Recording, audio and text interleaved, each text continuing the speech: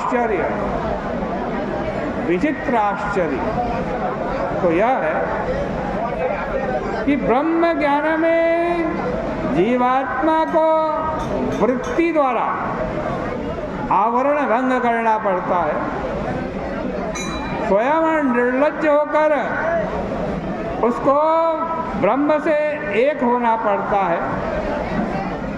किंतु भगवत भक्ति की यह मर्यादा है कि वहाँ पुरुषोत्तम भगवान स्वयं आकर के आवरण भंग करते हैं।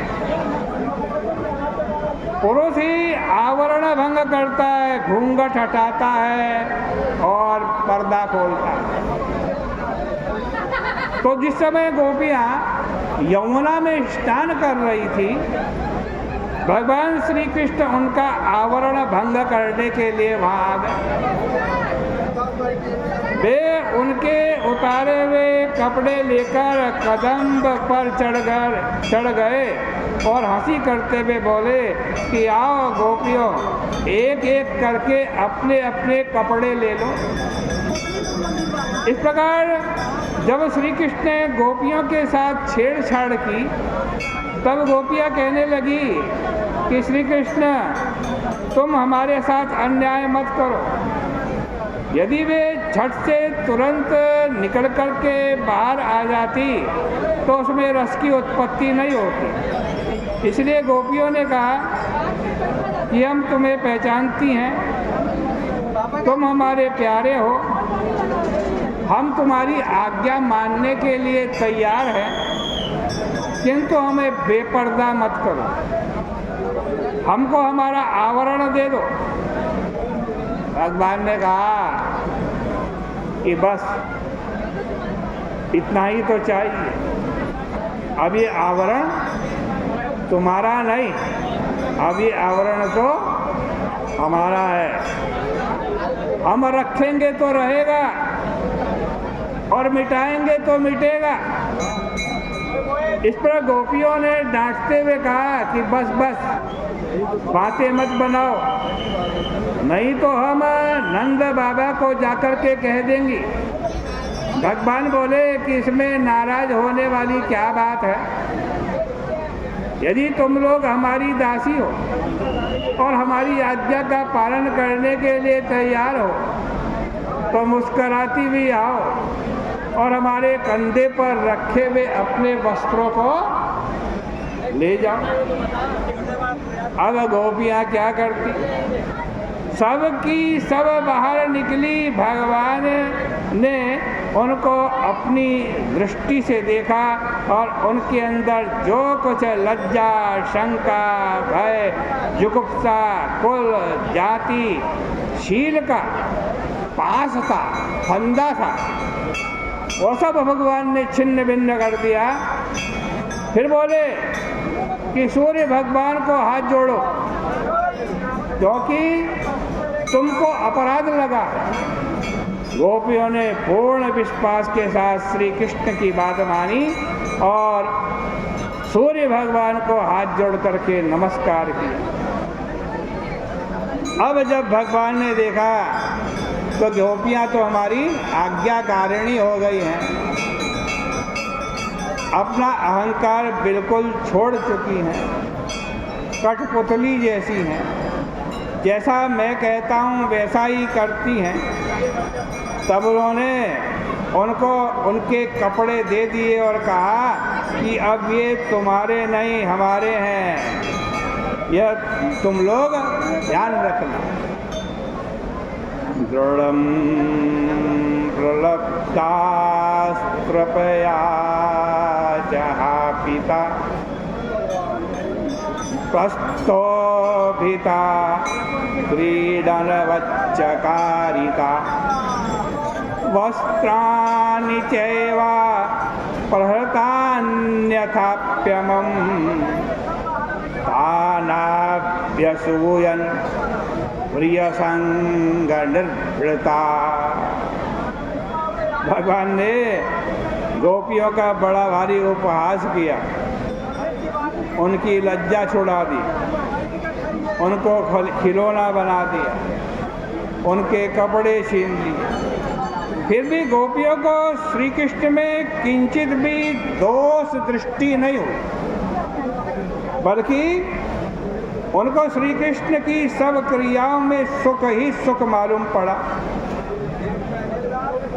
वे वहाँ से जाना नहीं चाहती थी। भगवान श्री कृष्ण ने कहा कि तुम्हारा संकल्प हमको ज्ञात है कि तुमने किस लिए हमारी पूजा की है। मैं उसी का अनुमोदन करता हूँ। संकल्पो विदिता साध्यो भवती नाम मदर्चनम।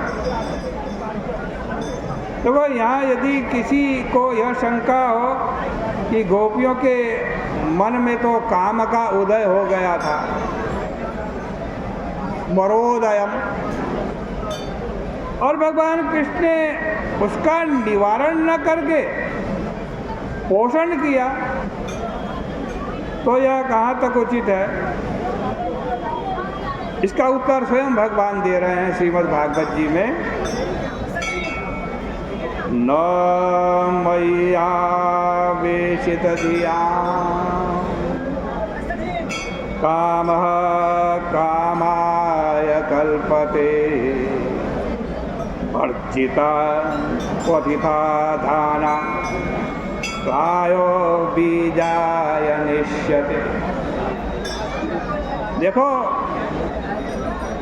जब काम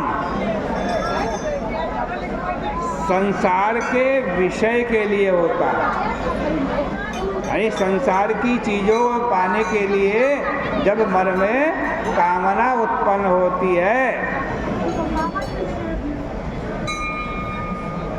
तब वह अंकुरित होता है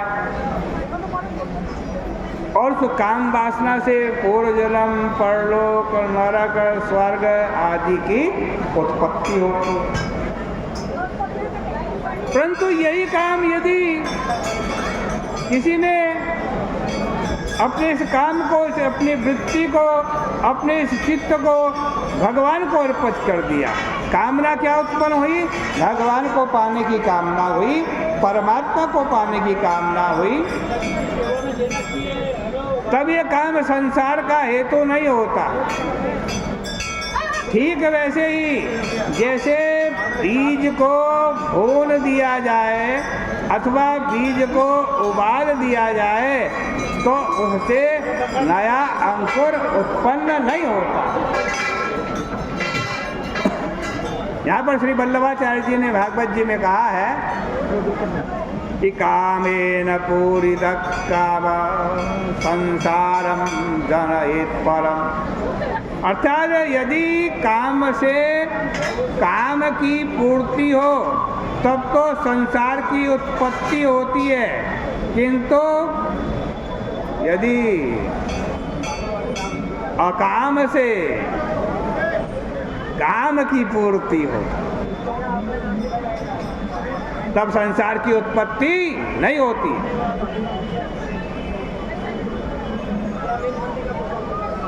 और भगवान क्या है? भगवान तो बिल्कुल अकाम है, आप्त काम है। उनके प्रति कामना करने वालों की कामना का मुख ही मुड़ जाता है, उनको फिर संसार की कामना नहीं रह जाती। कामना भगवान के पास जाते जाते स्वयं अकाम हो जाती है।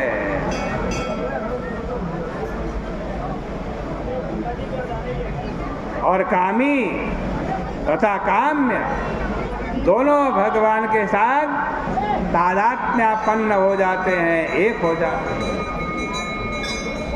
भगवान ने गोपियों को कहा, जाओ अब तुम सिद्ध हो गई हो, जिसके लिए तुमने देवी की पूजा की थी वह तुम्हें प्राप्त हो गया है। अब जरा यहाँ पर एक ध्यान देने वाली बात है माताओं बहनों, कि गोपियों ने पूजा तो की थी किसकी? अंबिका की, देवी की पूजा की। तो देवी को चाहिए कि पूजा से प्रसन्न होकर के इन गोपियों को अपना दर्शन दें। वरदान दें। किंतु भगवान ने देवी को एक और हटा दिया और कहा कि लो बाबा, तुमने देवी की पूजा की थी और तुम्हें मिल गया देवा। असल में देवी के भीतर देवा ही तो छिपा है। अनेक नाम रूपों से जो भी पूजा होती है वह सब एक परमात्मा की ही पूजा होती है। लभते च तत्कामान मय्येव विहितान हितान, गीता जी में कहा है। पूजा चाहे किसी की करो, फल देने वाला तो एक भगवान ही है। इसके बाद कुमारियों की लालसा पूर्ण हुई। श्री कृष्ण को छोड़कर उनका जाने का मन नहीं था, भगवान श्री कृष्ण ने उनको भेज दिया। इस प्रकार ये चीरहरण की लीला आपके सामने कही। आज की चर्चा का यही विराम करते हैं।